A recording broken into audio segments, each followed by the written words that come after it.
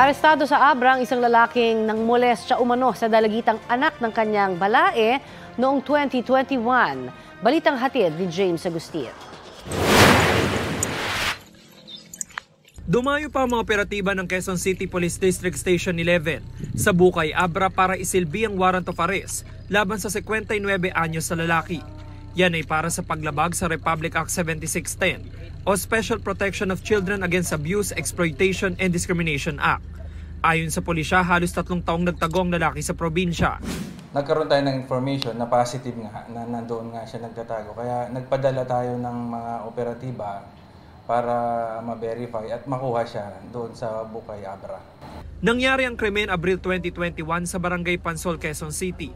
Ang biktima 15 anyos lang na dalagita noon na anak ng balae ng sospek.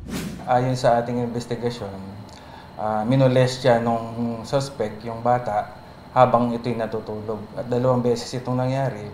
Isang pagkakataon ay doon sa pakainan ng manukan.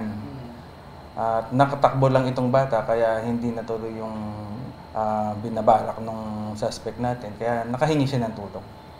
Nasa most wanted list person ng Galas Police ang naarestong lalaki. Itinanggi niya na nagtago siya.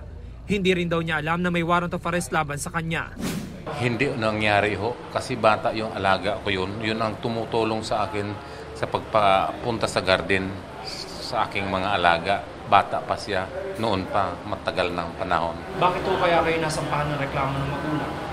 Kasi ho, yung bata, matagal na hinahanap yung mga magulang kasi wala dito sa kanilang tabi ang tatay at nanay. Inihanda na ang mga dokumento para sa return of warrant. James Agustin, nagbabalita para sa GMA Integrated News. Kapuso, para sa mga maiinit na balita, mag-subscribe sa GMA Integrated News sa YouTube. Sa mga kapuso naman abroad, subaybayan nyo kami sa GMA Pinoy TV at sa www.gmanews.tv.